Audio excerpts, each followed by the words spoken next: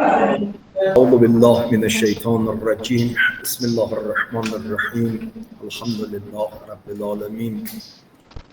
الصلاة والسلام على أشرف الأنبياء والمرسلين حبيب إله العالم أبي القاسم المصطفى محمد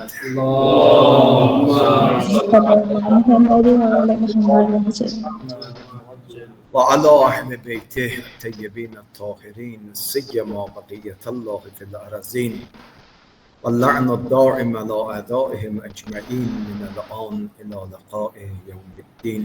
اللهم نور قلوبنا بالقرآن ووفقنا للعمل به. اللهم كل وليك الحجة ابن الحسن صلواتك عليه وعلى آبائه في هذه الساعة وفي كل ساعة وليا وحافظا وقائدا وناصرا ودليلا وعينا حتى تسكنه أرضك طوعا وتمتعه فيها طويلا. جهت تعجیل در فرج مولانا المهدی ارواحنا له الفدا. همه با هم صلوات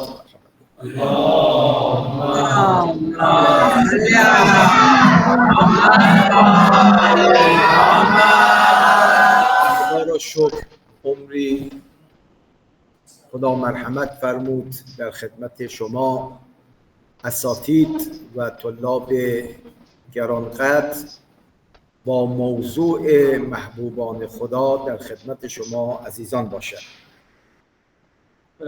खुदा का लाख लाख शुक्र है कि जैसे कि पहले भी हमारे दर्स अखलाक का सिलसिला जारी था, आज फिर हमें तौफीक मिली है कि इंशाअल्लाह आप लोगों की खिदमत में जो मौजू हमने अखलाक मौजू कायम किया था उसके साथ بحث محبت و دوستی با خدا اونقدر مهم است که در روایت داریم پیغمبر اکرم صلوات الله و سلامه علیه در قنوت نماز خودشان از خدا طلب محبت و دوستی خدا را داشتند.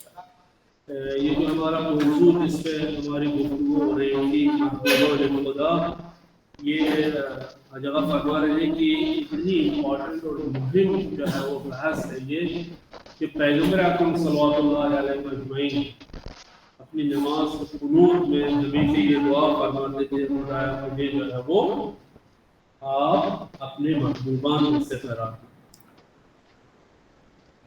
من این متن رو که منسوب است به دعای پیغمبر رو برای شما عزیزان میخونم انشاءالله. ما هم مؤدب به این آداب نبوی بشویم، به این گونه با خدا نجوا کنیم. मैं जो इस हवाले से और इस सिलसिले से जो दुआ मंसूब है पैगंबर अकरम सल्लल्लाहु अलैहि वसल्लम से, मैं यहाँ पर उस मतन की क़िराअत करूँगा इंशाअल्लाह, ताकि हम लोग भी जो है वो इस दुआ के आदाब से जो है वो हम भी आशना हो जाए. مرحوم عارف کامل قاضی طباطبایی به شاگردانش همواره توصیه میکرد که این دعا را در قنوت نمازشان بخوانند. बहुत बड़े आरिफ और बुजुर्ग आरिफ जो है सैयद कादी तबातबाई वो हमेशा अपने शागिर्दों से ये दरख्वास्त करते थे कि इस दुआ को हमेशा कुनूत में पढ़ा करें. همه اساتید محترم خصوصا طلاب جوان توصیه میکنم این حدیث رو یادداشت، حفظ و در قنوت نماز بخوانید. मैं सभी असातिद और तुल्लाब से ये दरख्वास्त करता हूँ कि इस दुआ को लिखे और हिफ्ज़ करे और कुनूत में इसकी क़िराअत किया करे, पढ़ा करे. من آرام آرام متن این دعا را میخوانم. عزیزانی که دفتر و قلم دارن یادداشت کنند. मैं इस मतन दुआ की इस मतन वो ऐसे इसकी क़िराअत करता हूँ इंशाअल्लाह. आप लोग इसके पास वो इस हदीस को इसके अल्फाज को लिखें. اولین فقره دعا اینه: اللهم ارزقنی حبک خدایا محبت خودت را رزق و روزی من قرار بده. पहला जुमला जो है इस दुआ का ये है कि खुदा करीम से दरख्वास्त करते हैं कि परवरदिगारा हमें जो है वो अपनी मोहब्बत नसीब फरमा। دومین جمله این است و حب ما تحبو و محبت هر آنچه را که توی خدا دوست داری روزی من بفرما. दूसरी चीज वो ये है कि जिस चीज के साथ जिस चीज को भी खुदा करीम आप उसको पसंद करते हैं उसकी मोहब्बत भी मुझे देना है। جمله سوم این است و حب من یحبک، خدایا محبت کسانی که تو اون را دوست داری روزی من بفرما. तीसरा जुमला जो है उसका ये है कि खुदा करीम से दरख्वास्त फरमाते करते हैं कि खुदा जिन्हें आप दोस्त रखते हैं उनकी मोहब्बत मुझे बनाए। دعای فقره چهارم والعمل الذی یبلغنی الی حبک، اون عملی را که مرا به محبت و دوستیت برساند روزی بفرما. चौथा जुमला जो है वो इस हवाले से ये है कि परवरदिगार मुझे वो अमल सिखा दे जिस अमल के जरिए से मैं आपकी मोहब्बत तक पहुंच जाऊं। و جمله پنجم عجیب است، فرمود وجعل حبک احب الاشیاء الی، خدایا محبت خودت را دوست داشتنی ترین چیز برای من قرار بده، یعنی محبوب نزد من محبت توی خدا باشد. पांचवा जुमला ये है कि खुदा करीम से ये दरख्वास्त करता है कि खुदाया मुझे जो है वो सबसे बेहतरीन जो है वो महबूब मेरे लिए आप करार पाए। همون گونه که قبلا عرض کردیم بهترین دوستی طرفینی است، چون محبت یک طرفه فایده ای ندارد. इससे पहले हमने आपकी खिदमत में अर्ज किया कि दोस्ती जो है वो दो तरफा होनी चाहिए, एक तरफा दोस्ती हो तो उससे कोई फायदा नहीं। اگر شما یک شخصی را دوست دارید او هم باید در مقابل شما را دوست داشته باشد تا این دوستی ادامه پیدا کند. अगर आप लोग किसी से दोस्ती या किसी को पसंद करते हैं तो उसको भी चाहिए कि वो आपको जो है वो दोस्त रखे, आपसे मोहब्बत करे, इस सूरत में ये दोस्ती आगे बढ़ेगी। و عالی ترین مرتبه دوستی آن است که خدا انسان را دوست داشته باشد. सबसे आला मर्तबा दोस्ती का ये है कि खुदा करीम हमें दोस्त रखे और हमें पसंद करे। ما خدا را دوست داشته باشیم درجه پایین از دوستی است، اما خدا ما را دوست داشته باشد اون درجه عالی است. हम खुदा करीम को पसंद करें ये दूसरा दर्जा है दोस्ती का, लेकिन अगर खुदा करीम हमसे दोस्ती करे ये आला दर्जा है दोस्ती का।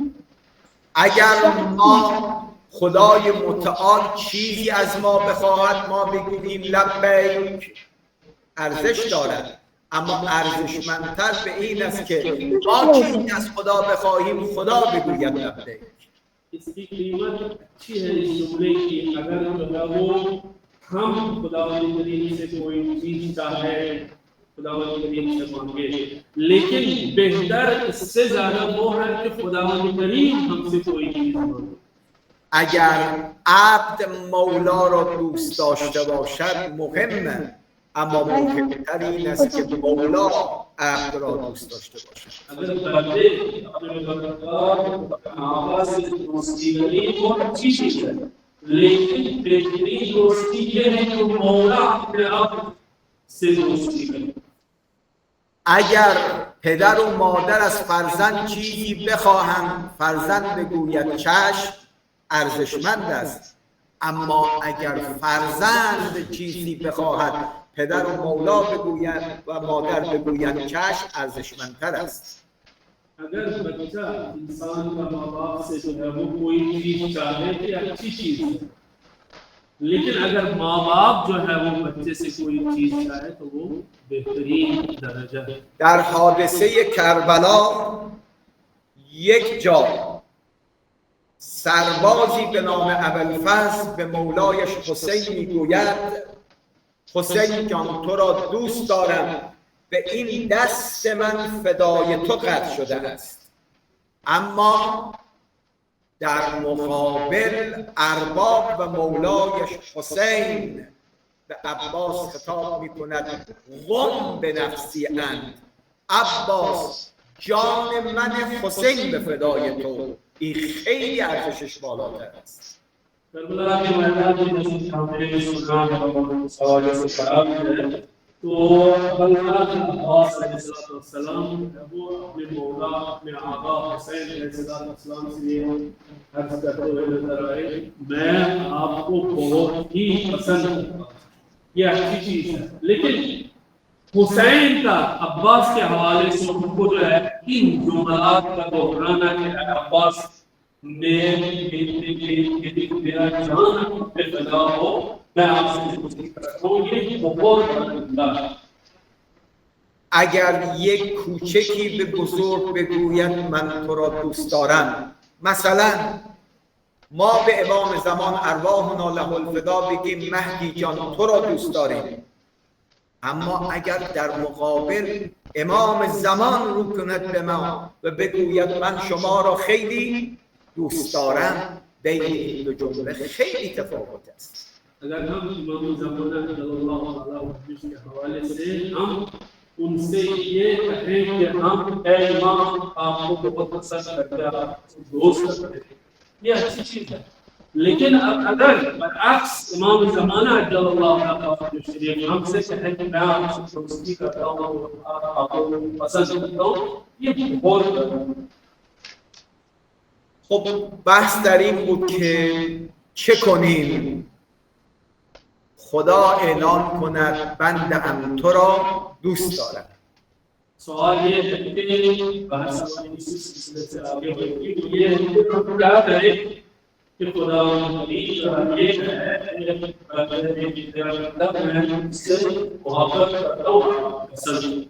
یه وقت میگیم خدایا من تو را دوست دارم، اما یه وقت خدا اعلان میکند بنده‌ام من تو را دوست دارم. این خیلی ارزشمند است.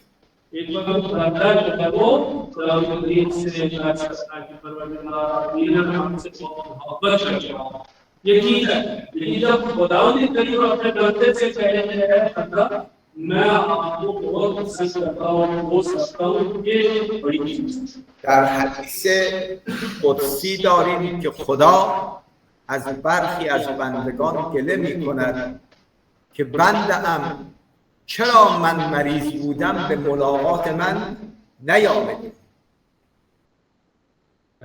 حدیث قدسی میں جو ہے وہ خداوند بله از بندگان به بندش من مریض بودم چرا به عیادتم نیامدی. خداوند کریم جو ہے کچھ اپنے بندوں سے یہ شکایت کرتے ہیں کہ میں بیمار تھا، آپ لوگ میری عیادت کو کیوں نہیں آئے، میری عیادت کو کیوں نہیں. بنده میگوید خدایا مگر تو هم مریض میشوی که من به عیادتت بیام؟ لیکن بندہ جو ہے جس طرح ہمارے لیے یہ سوال تھا، بندہ خداوند کریم سے یہ پوچھے گا کہ مگر آپ بھی جو ہے وہ بیمار ہوتے ہیں. خدای متعال میگوید منظورم این است فلان بنده ام که مریض شده است چرا به عیادت او نرفته ای؟ خداوند کریم ان کے جواب میں یہ فرمائے گا کہ میرا مقصد یہ ہے جو میرا بندہ فلان بندہ جو ہے وہ بیمار تھا، بستر حلالت پہ جو عدالت پہ وہ اس بستر پر لیٹا تھا، آپ کیوں نہیں گئے اس کی عیادت کو، اس کی خبر دینے؟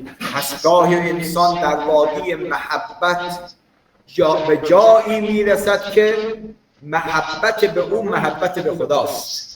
کبھی کبھی انسان جو ہے وہ محبت کے حوالے سے جو ہے وہ ایک جگہ ہے کسی سے اس محبت کی اتنی اونچائی لیتا ہے جیسا کہ وہ جو ہے وہ خداوند سے ہی محبت کرتا ہے. پیغمبر اکرم فرمود هر کس مرا خوشحال کند خدا را خوشحال کرده است. पैगंबर अकरम सल्लल्लाहु अलैहि वसल्लम फरमाते हैं कि जिसने भी मुझे खुशहाल कर दिया, जिसने भी मुझे राजी कर दिया, तो कानून उसने खुदावंद करीम को खुशहाल و هر کس من پیغمبر را اذیت کند گویا خدا را اذیت کرد. और जिसने मुझे मुझ पैगंबर को अजियत दी, कानून उसने जो है वो खुदा को अजियत पहुंचाई.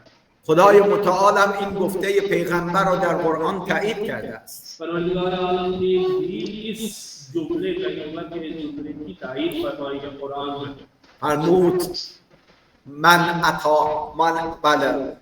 کسی که اطاعت از پیغمبر کند در حقیقت اطاعت از خدا کرده است. कुरान में है कि अगर किसी इंसान ने भी पैगंबर की इताअत की, कानून उसने खुद खुदावंद करीम की इताअत. خب یکی از راه‌هایی که انسان میتواند محبوب خدا بشه عرض کردیم توکل است. इसमें से जो हमें इस हवाले से को आगे बढ़ाना था कि खुदावंद करीम वो इन लोगों को हो सकता है. उसमें से पहली तसल्ली की वो तवक्कुल که در آیه 150 سوره آل عمران فرمود ان الله یحب المتوکلین، قطعا خدا انسان‌های توکل کننده را دوست دارد. इस हवाले से 159वीं आया आल इमरान में खुदावंद करीम फरमाता है कि खुदावंद करीम जो है मुतवक्किलीन को खुदा पर तवक्कुल करते हैं उनको दोस्त रखता है. در جلسات گذشته ما در رابطه با حقیقت توکل با هم سخن گفتیم. हमने जो गुज़श्ता जलसे थे उनमें हमने तवक्कुल की हकीकत के बारे में बात की थी. و همچنین در رابطه با شرایط توکل هم با هم گفتگو کردیم. जो तवक्कुल के हवाले से जो शराइत के कंडीशंस हैं वो भी हमने उसके बारे में भी गुफ्तगू की. اما امروز اگر با هم می‌خواهیم به گفتگو بنشینیم در این است که چرا ما باید به خدا توکل کنیم. आज एक सवाल मुहिम सवाल है कि हम क्यों हमें जो है वो खुदावंद करीम पे तवक्कुल करना चाहिए.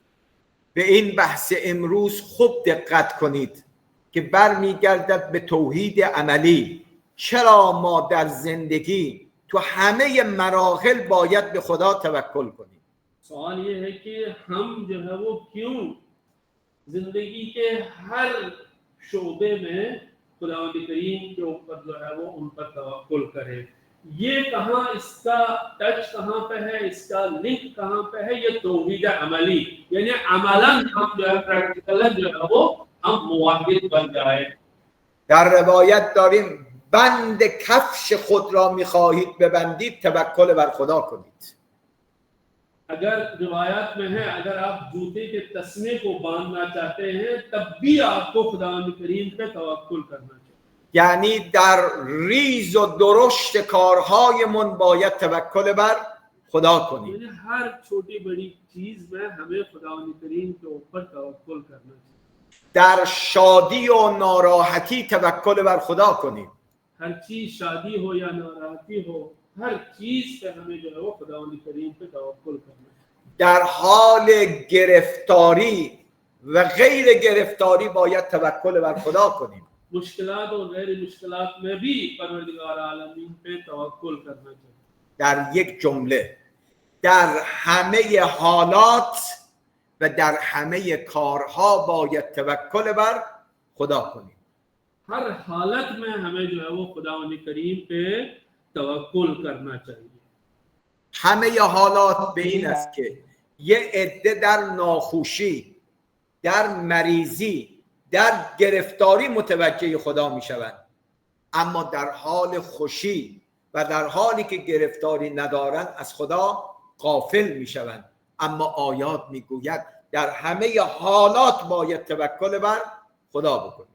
कुछ लोग जो है उनका नबीश और ये है कि वो लोग जब मुश्किलात में जब गिरफ्तार हो जाए तब खुदावंद करीम पे तवक्कुल करते हैं और जब खुशियां हों उसके दरमियान तो उस वक्त वो खुदावंद करीम पे तवक्कुल नहीं करते. लेकिन कुरान करीम में जो है वो आया है कि हर हाल में हमें खुदावंद करीम पर तवक्कुल। قرآن میگوید یه عده سوار بر کشتی هستند، وقتی گرفتار طوفان میشوند خدا را میخوانند و بر خدا توکل میکنند، اما وقتی از غرق شدن نجات پیدا کردن خدا را فراموش میکنند. खुदा कुरान में इस हवाले से जो है आयत है, जो दो लोग कश्ती में नाव में बोलते हैं तो उस वक्त जो है वो खुदा से ताल्लुक रखते हो, उस पर तवक्कुल करते हैं। मुश्किलात में जब दरिया के उस मौजू में गिरफ्तार हो गया, उस पर तवक्कुल करते हैं, लेकिन जो भी वो साहिल पे आते हैं तो तवक्कुल छोड़ देते हैं। یا وقتی خودمون، زنمون، فرزندمون، پدر و مادرمون مریضی سخت پیدا میکنن، میگیم امن یجیب المضطر اذا دعا و یکشف السوء. اما از بیماری وقتی نجات پیدا کردیم خدا را فراموش میکنیم. हम लोग हमारी जिंदगी में, आधी जिंदगी में यही है कि अगर हमारे माँ बाप बच्चे बीमार हो तो हम खुदावंद करीम पे तवक्कुल करते हैं और अम्मा युजीबुल मुत्तर इज़ा दआहु यक्शिफुस्सू पढ़ते हैं। लेकिन जब हमारे जो ये दिन गुजर जाते हैं तो हम तवक्कुल छोड़ देते हैं। اما سوال این است که چرا ما باید در همه حالات و تو همه کارها فقط به خدا توکل کنیم؟ सवाल ये है कि हम क्यों हमें हर हाल में और तमाम उमूर में हमें खुदावंद करीम पे तवक्कुल करना चाहिए। به چند دلیل. یک، حیات خدای متعال حیات سرمدی و ابدی است. خدا تنها موجودی که از ازل زنده بود و تا ابد زنده هست. पहली दलील ये है कि जो खुदा हमेशा जिंदा है, पहले से था, अब भी है और रहेगा भी, तो ऐसा वजूद जो जिसके पास हयात अबदी है, तो जाहिर सी बात है हमें उसी मौजूद पे तवक्कुल करना चाहिए। اما اگر به فلان مسئول، به فلان شخص من تکیه کنم، توکل کنم، او امروز هست اما فردا نیست. अगर हम किसी मसऊल, किसी जिम्मेदार पे एतमाद करें, तवक्कुल करें, वो आज है कल नहीं। اما تنها قدرتی که دیروز بود امروز هست فردا هم خواهد بود الله تبارک و تعالی است. लेकिन जो कुदरत मौजूद आज भी है, कल भी था और कल भी रहेगा, वो सिर्फ परवरदिगार आलम। چون تنها موجودی که بقا دارد خداست و بقا مختص ذات خداست. क्योंकि तन्हा वो जो बाकी रहने वाला है वो खुदावंद करीम। به این آیه 58 سوره فرقان توجه کنید. इस आयत नंबर जो है वो 58 कुरान की जो ये आयत है, इस पर आप तवज्जो करें। خیلی آیه آموزنده هست. میفرماید و توکل علی الحی الذی لا یموت. توکل کن بر اون خدایی که هرگز نمیمیرد. तो इस आयत को अगर आप मद्देनजर रखेंगे, इसका तर्जुमा ये है आपको उस मौजूद पे तवक्कुल करना चाहिए जो हमेशा वो जिंदा है और कभी मरता नहीं।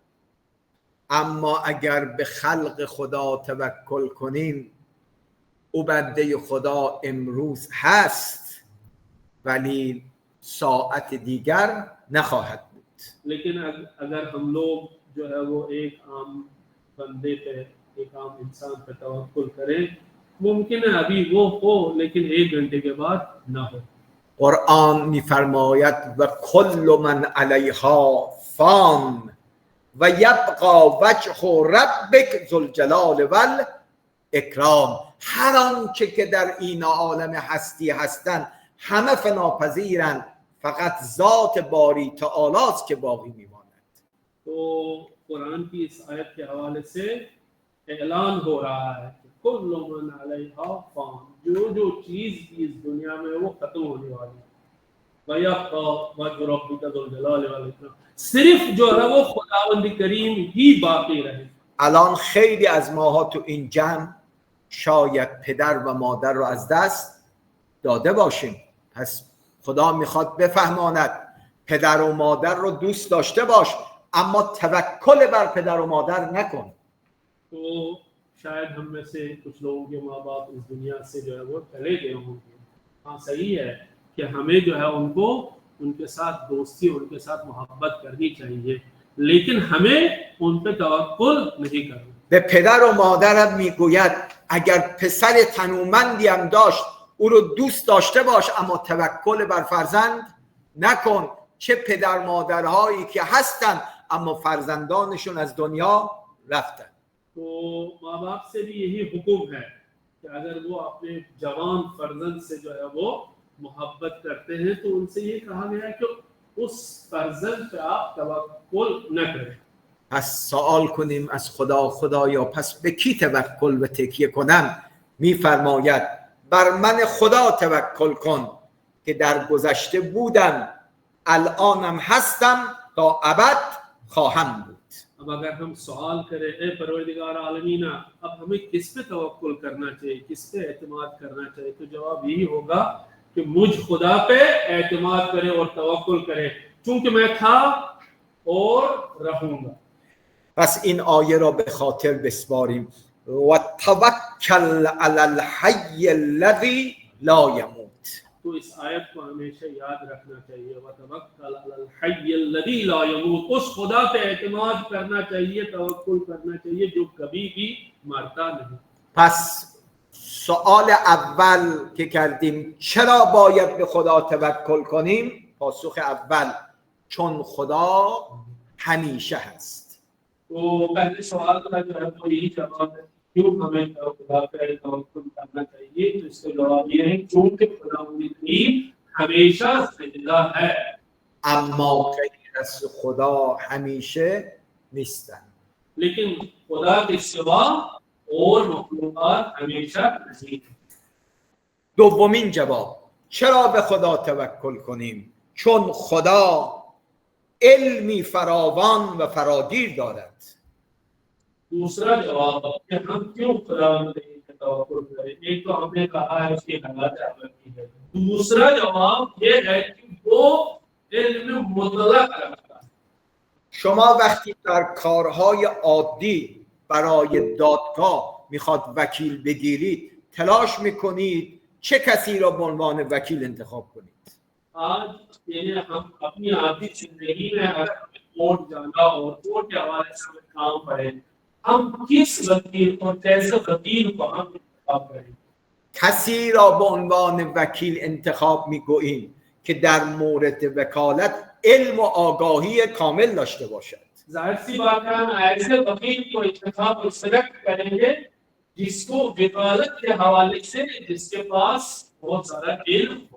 اما اگر وکیلی را انتخاب بکنیم که در مورد وکالت علم و آگاهی لازم نداشته باشد پولی که برای وکالت دادی از بین می رود و دادگاه هم به نفع تو حکم نخواهد کرد. ظاہر سی بات ہے اگر ایسے وکیل کو ہم انتخاب کریں گے جو اس قابل نہ ہو تو ظاہر سی بات ہے آپ کا پیسہ بھی ضائع ہو جائے گا اور حکم کورٹ میں آپ کے خلاف آئے.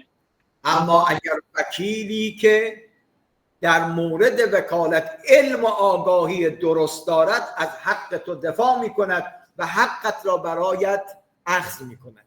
لیکن اگر برجستہ وکیل جس کے پاس علم ہو اگر آپ نے اس کو انتخاب کیا سلیکٹ کیا آپ کے حوالے سے وہ دفاع کرے گا اور کورٹ بھی آپ کے حق میں فیصلہ دے دے گا.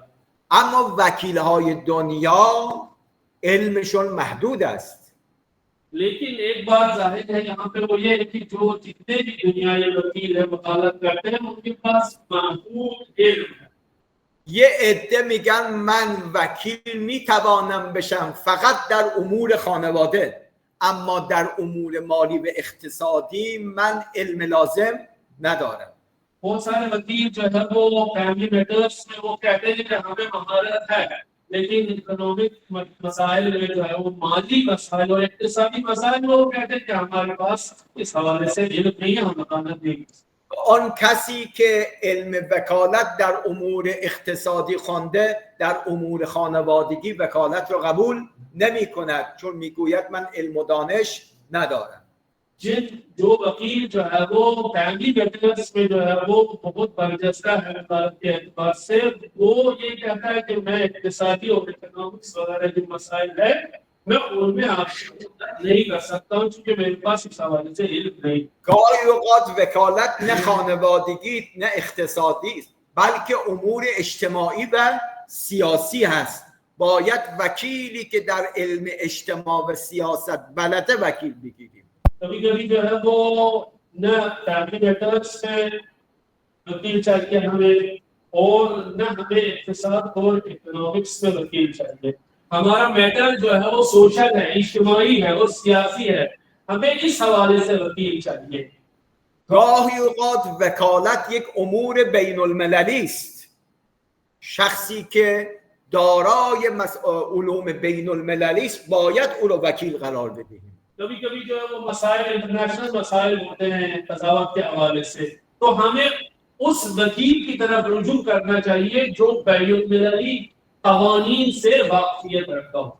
اما تنها وکیلی که در همه نیازهای خودمان می توانیم به او توکل کنیم و او را وکیل بگیریم و او در همه این امور علم و دانش کامل دارد، الله تبارک و تعالی است. इससे हम इस नतीजे में पहुंच गए कि हमें एक ऐसे वकील को इंतखाब करना चाहिए जो हमारी पूरी एहतियाजात जो हमारी जरूरत है उनको पूरा करे, और जितनी भी चीजें हमें चाहिए इल्म जिसमें हमें जरूरी है, हमें उस वकील को इंतखाब करना चाहिए। مثلا ما طلبه ها در عالم طلبگی میگیم خدایا من علم میخواهم، میگوید از من بخواه رب زدنی علما. तो हमारी तलबगी की जिंदगी में अगर हम कुरान करीम से हमें ये इल्म चाहिए तो हमें कुरान करीम से ही सवाल करना चाहिए, रब ज़िदनी इल्मा। خدایا مال ندارم وقت ازدواجم رسیده زن میخواهم، میگه توکل بر من کن مثل جریان موسی و شعیب پیغمبر. तो अगर उनके पास कोई जो है वो इम्कानात नहीं, माली इम्कानात नहीं है, खुदा करीम से ये कहेगा कि मेरे पास माली इम्कानात नहीं है कि मैं इज़्दिवाज करूं, तो खुदा करीम से इस हवाले से कुमक और मदद लेनी चाहिए, जिस तरह मूसा और शुएब का कज़िया है इस हवाले से। خدایا ازدواج کردم اما الان فرزند میخوام، اما سنم بالا رفت 90 سال شده. خدا به ابراهیم میگه فرزند رو از من بخواه، در 90 سالگی به تو فرزند خواهم داد. तो अब अगर हमने शादी करी लेकिन हमारा जो है सिन ऊपर चला गया, बूढ़े हो गए, तो हमें उस सिन में भी खुदा करीम से तकाजा करना चाहिए फर्जंद के लिए, जिस तरह हज़रत इब्राहिम ने तकाजा किया और उन्हें इस्माइल और इब्राहिम वो इसहाक। خدایا ازدواج کردم، زن دارم، بچه دارم، مال ندارم، میگه مال رو هم از من بخواه. اللهم ارزقنی رزقا حلالا طیبا واسعا. तो अब अगर जो है वो शादी करी हमने, बच्चे भी है लेकिन पैसा हमारे पास नहीं है, तो हमें खुदा करीम से ये दुआ करनी चाहिए, अल्लाहुम्मा अर्ज़ुक़नी रिज़क़न वासिअ, खुदा करीम वसी रिज़्क़ से मुझे नवाज। خدایا خودم، زنم، بچه‌م مریض شدیم، همه دکترها جواب کردن، میگه توکل بر من بکن من شفایت میدم و اذا مرضت فهو یشفینی، هر وقت من مریض بدم خدا مرا شفا میدهد. अब अगर कोई हम में से हम हमारे बच्चे या जो है वो बीमार हो जाए तो हमें खुदा करीम से ही इस हवाले से मदद मांगनी चाहिए, क्योंकि वो बेहतरीन डॉक्टर है। वइज़ा मरिज़्तु फहुव यशफी। در مسائل مقابله با دشمن خدا تعداد ما کم، تعداد اونها زیاد، میگه توکل بر من کن کم فئة قلیله غلبت فئة کثیرة باذن الله. तो अगर जंग की सूरत हाल हो तो उसमें हमारी तादाद कम हो तो हमें खुदावंद करीम से ही जो है इस हवाले से मदद मांगनी चाहिए ताकि हम लोग एक बड़े जो है वो फौजी जो हमारे खिलाफ है उन पे हम कामयाब हो जाए. پس خدای متعال تو همه زندگی ما آگاهی دارد و می توانیم تو همه مراحل زندگی به او تکیه کنیم. तो अब ये मालूम हुआ है कि खुदावंद करीम जो है हमारे हर काम पे हर चीज पे हमारी जो है वो इल्म रखता है, आगाही रखता है, हम इल्म रखता है, तो हमें खुदावंद करीम से ही इस हवाले से मदद मांगनी. پس دومین شرط وکیل واقعی علم فراوان وکیل است و او فقط خدای تبارک و تعالی است. बस दूसरी शर्त जो है वो इस हवाले से वो ये कि हमें उस इंसान पे जो है वो एतमाद और तकिया करना चाहिए जिसके पास इल्म फरावान हो. जाहिर सी बात है वो इल्म हमें किसी के पास मिलेगा नहीं, सिर्फ परवरदिगार आलमीन के पास वो है. دلیل آیه 89 سوره اعراف می‌فرماید وسع ربنا كل شيء علما وسع ربنا كل شيء علما علی الله توکلنا. چون خدای ما بر همه چیز آگاهی دارد پس ما فقط و فقط بر کی توکل میکنیم؟ بر خدا. आयत नंबर 189 आराफ सूरह आराफ पे जो है परवरदिगार आलमीन जो है वो फरमाता है कि परवरदिगार आलमीन हर चीज पे इत्तला और इल्म रखता है. तो जाहिर सी बात है जो खुदावंद करीम हर चीज पे इत्तला रखता है तो हमें उन्हीं से जो है वो उन्हीं पे तवक्कुल करना चाहिए. برادران و خواهران طلاب عزیز، قرآن عظیمی داریم که همه گم شده ما در این قرآن وجود دارد. هر سوالی به ذهن ما بیاد پاسخش را در این قرآن میتوانیم پیدا کنیم. तो हमारे पास एक बेशबहा चीज जो है वो कुरान है. हर चीज जो हमारे हवाले से जिसके हमें एहतियाज है हम आप लोगों को जो है वो कुरान की तरफ रुजू करना चाहिए. हमारे हर सवाल का जवाब इस कुरान में है. و سوال را دوباره تکرار میکنم، به کی توکل کنم؟ قرآن میفرماید به کسی توکل کن که همیشه زنده باشد، او خداست. دو، به کسی توکل کن که علم او علم مطلق و فراگیر باشد. फिर से हम जो है वो इस सवाल को रिपीट करेंगे कि खुदावंद करीमा हमें किस पे जो है वो तवक्कुल करना चाहिए. तो जवाब यही होगा जिसके पास जो हमेशा जिंदा है वो परवरदिगार आलमीन है और जिसके पास इल्म मुतलक है वो परवरदिगार आलमीन है. इसलिए हमें परवरदिगार आलमीन पे तवक्कुल करना चाहिए. سومین دلیل بر این که چرا باید به خدا توکل کنیم می‌فرماید برای اینکه خدا وکیلی است که قدرت مطلق است و دارای قدرت پایان ناپذیر است و دارای قدرت شکست ناپذیر است.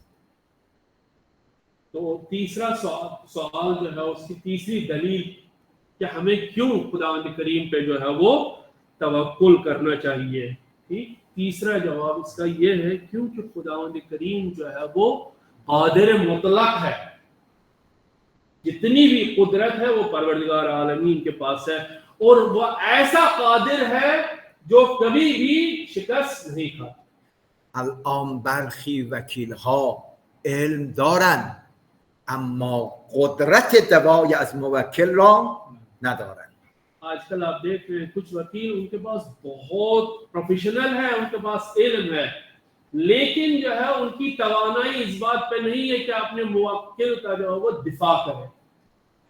به این آیه هم توجه کنیم. سوره شعراء 217.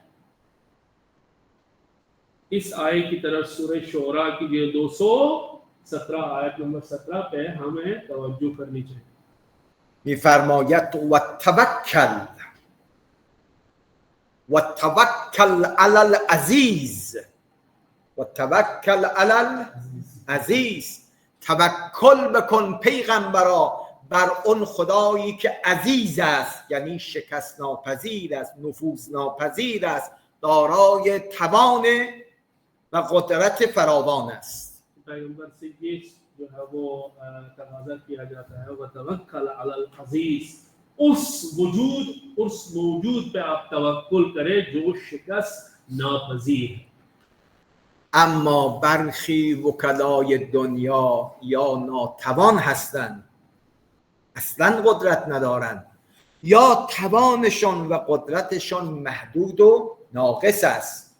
تنها قدرت مطلق خدای تبارک و تعالی است. آپ ہم ظاہر سی بات ہے اگر دنیا میں دیکھیں کچھ لوگ جو ہے کچھ وکیل جو ہے وہ ناتواں ہیں، ان کے پاس قدرت نہیں ہے، اور کچھ ایسے ہیں جن کے پاس قدرت ہے لیکن محدود ہے. اگر ہمیں جو ہے وہ اس حوالے سے جو قدرت نامحدود جس وجود میں ہمیں حس کرنا اور دیکھنا وہ خداوند کریم. یا این آیات فراوانی که داریم ان الله علی کل شیء قدیر، تو ان آیات کا آپ ملاحظہ کریں جس میں یہ کہا گیا ہے، اس میں آیا ہے ان اللہ علی کل شیء قدیر، خداوند کریم ہر چیز پہ قادر ہے اور قدرت رکھتا ہے. پس تا اینجا ما 3 دلیل قرآنی اقامه کردیم که در همه حالات و در همه امور باید به خدای متعال تکیه کنیم. 1 خدا همیشه هست. 2 خدا عالم مطلق است. 3 خدا قادر مطلق است. تو اب 3 دلیلیں یہاں تک ہم نے آپ کی خدمت میں عرض کی. وہ 3 دلیلیں ہمیں ہر حال میں اور ہر چیز میں ان پہ توکل کرنا چاہیے. وہ 3 دلیلیں کیا ہے؟ کیونکہ پہلی دلیل خداوند کریم ہمیشہ زندہ ہے، دوسری دلیل ان کے پاس علم مطلق ہے، تیسری دلیل جو ہے وہ قادر مطلق ہے. اسی لیے ہمیں خداوند کریم پہ توکل کرنا چاہیے. در پایان این داستان واقعا درس آموز را از 2 شخصیت بزرگ شیعه برایتان نقل کنم. میں اس جلسے کے اختتام پہ 2 ہستیاں بڑی ہستیاں ہیں، ان سے یہ داستان اور سٹوری نقل کروں. نقل کننده این داستان مرحوم آیت الله العظمای بهاءالدینی هست. تو اس داستان کو کنہوں نے نقل کیا ہے؟ آیت اللہ عظما جو ہے وہ بہاءالدینی نے اس روایت کو نریٹ کیا اور اس کو بیان کیا. بنیانگذار حوزه علمیه قم مرحوم آیت الله العظما شیخ عبدالکریم حائری رضوان الله تعالی علیه بوده است. تو یہ داستان کن کی ہے؟ جو حوزے کے بانی تھے مرحوم آیت اللہ العظما حائری. در زمان ایشان 3 تا مرجع و مجتهد مسلم در قم بودند که کمککار مرحوم حائری بودند. حضرت آیت اللہ عظما حائری جو مؤسس اور فاؤنڈر حوزہ کے تھے، ان کے زمانے میں اور 3 مرجع اور مجتہد اس وقت قم میں موجود تھے. مرحوم آیت الله حجت، مرحوم آیت الله خنساری و مرحوم آیت الله سید اسماعیل صدر. وہ 3 مرجع کون تھے؟ مرحوم آیت اللہ العظما حجت، خنساری اور اسماعیل. مرحوم آیت الله حجت الان مدرسی هم دارد در قم به نام مدرسه حجتیه که قبر شریف ایشون هم در همون مدرسه هست. مرحوم حجت آیت اللہ العظما حجت، ان کا مدرسہ ہے قم میں جہاں ہم لوگ اتفاقاً پڑھتے تھے، وہ موجود ہے مدرسہ، اور ان کی قبر مطہر اسی مدرسے میں موجود. روزی مرحوم آیت الله شیخ عبدالکریم حائری به یکی از علمای بزرگ مأموریت داده است که برو منزل آیت الله حجت، آن هم در موقع خلوت که کسی پیش آقای حجت نباشد، نزد ایشان زانو بزن، ادب را رعایت کن، از طرف بنده به ایشان سلام برسان و این پیام من را به مرحوم حجت برسان. تو اس حوالے سے شیخ عبدالکریم حائری نے ایک بڑے عالم برجستہ شخصیت کو حضرت حجت تو آیت اللہ العظمہ حجت کے گھر بھیج دیا اور ان سے کہا کہ نہایت ہی ادب اور احترام سے چار زانو ان کے سامنے بیٹھے اور میری سلام پہنچانا ان تک اور یہ میرا پیغام ان تک پہنچانا. ببین شیوه بزرگان ما با هم چگونه بوده است. فرمود به او بگو شیخ عبدالکریم در بس در خدمت شما هست و در اختیار شما هست و هر کاری داشتی بفرما تا من شیخ عبدالکریم انجام بدم. تو دعب اور روش علماء کی کیسی تھی ایک دوسرے کے مقابلے میں؟ تو انہوں نے ان سے فرمایا تھا کہ ان سے کہو میں فلی آپ کی خدمت میں ہوں، اگر کوئی حکم میرے لیے ہو تو بتا دیجیے. اما جواب مرحوم آیت الله حجت به این آقایی که واسطه بود فرمود سلام مرا به آیت الله العظمى حائری برسان و از ایشان تشکر بکن، ولی بگو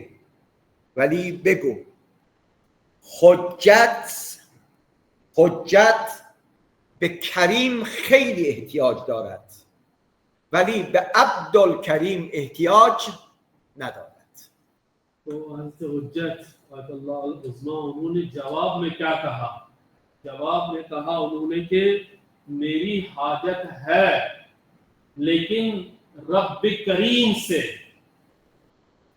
میں عبدالکریم سے میری حاجت نہیں ہے، آپ تو بندے ہیں اس کریم کے، میں تو اگر مجھے میرے لیے کوئی حاجت ہے تو وہ میں اپنے کریم اور رب سے مانگوں. و حجت تا زمانی که خدای کریم را دارد به عبدالکریم احتیاج ندارد. حجت جب تک زندہ ہے اور اس کے اوپر خدای کریم ہے وہ کبھی بھی عبدالکریم سے کوئی حاجت نہیں مانگے.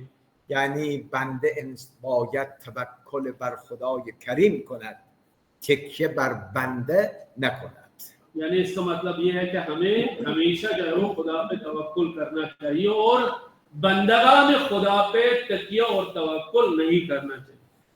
انشاءالله ادامه بحث رو هفته آینده پی میگیریم. از خدای متعال میخوایم اللهم اجعلنا من المتوکلین علیک، خدای همه ما را جزء توکل کنندگان به خودت قرار بده. ہم اس سلسلے کو انشاءاللہ اگلے ہفتے آگے بڑھا دیں گے، لیکن ہماری دعا یہی ہونی چاہیے خدا کریم ہمیں آپ اپنے ان بندوں میں سے قرار دے جو آپ پہ توکل کرتے ہیں. صحت و سلامتی و عاقبت بخیری همه شما اساتید و طلاب گرانقدر را از خدای متعال مسئلت دارم. میں آپ سبھی اساتید کے لیے خیر خواہ ہوں اور آپ کی صحت و سلامتی کے لیے پروردگار عالم سے دعا و خدا را هم گذاریم هفته یک بار حداقل توفیق میدهد دور هم جمع بشیم و در محضر قرآن باشیم و از محضر قرآن استفاده کنیم و هم خدا را شکرگزاریم. یہ کہ ہمیں توفیق مل رہی ہے کہ ہر ہفتے ہفتے میں ایک بار ہم قرآن کی خدمت میں رہیں اور قرآن کی خدمت سے استفادہ کریں. ہم اس پہ خداوند کریم کا شکر بجا لاتے ہیں. تا هفته دیگر همه شما عزیزان را به خدا می سپارم. و السلام علیکم و رحمت الله و برکاته. تا ہفتے دیگر جب تک جو ہے سلسلہ ہمارا جو آگے بڑھ جائے گا میں آپ سبھی لوگوں کو خدا کریم کے حوالے کر دیتا ہوں. والسلام علیکم ورحمۃ اللہ وبرکاتہ. اللهم صل علی محمد.